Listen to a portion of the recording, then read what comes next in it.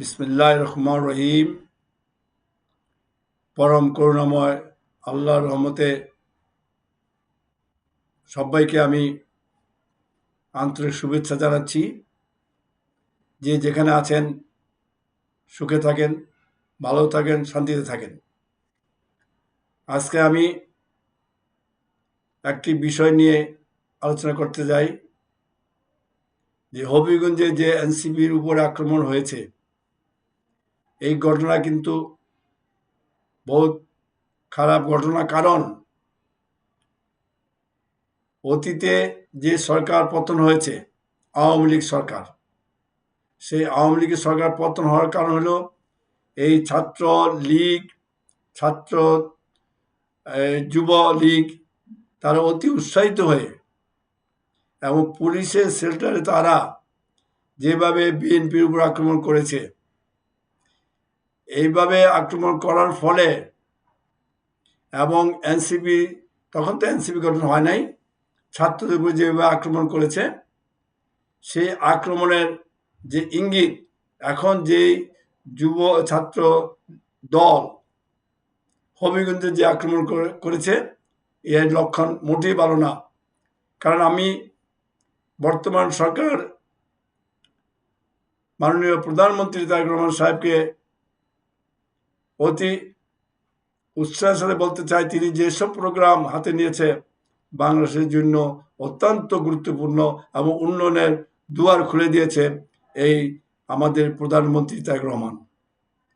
চায়নার সাথে যৌথ যে প্রোগ্রাম নিয়েছে, সেই প্রোগ্রামে বাংলাদেশের ভাবমূর্তি অনেকটা উন্নতি হবে, ভবিষ্যতে অনেক লোকের কর্মসংস্থান হবে।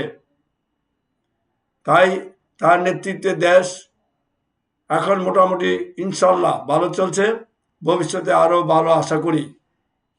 কিন্তু আমি ছাত্র দলকে বলবো, আপনারা এই সরকারকে পিছু টেনে তার ক্ষতি করবেন না। আপনারা যেভাবে এনসিপির উপর আক্রমণ করেছেন, এই দুঃখজনক।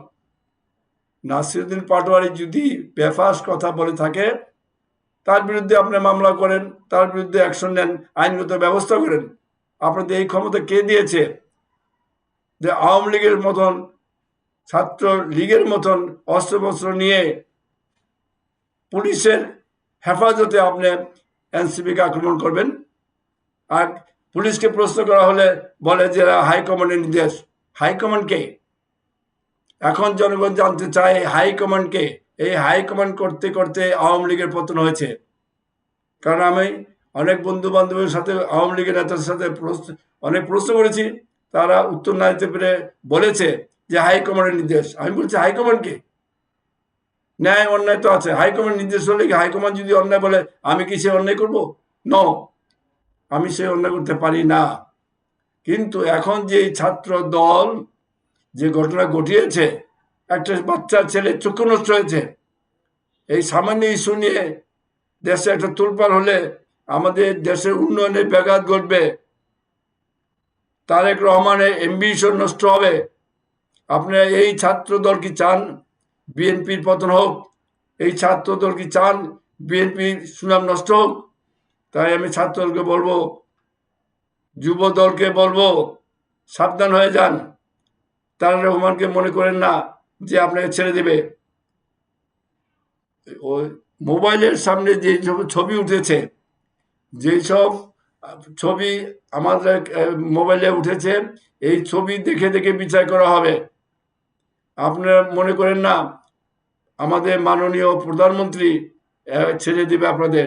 সুতরাং যুব দলকে, ছাত্র দলকে বলবো, সাবধান হয়ে যান।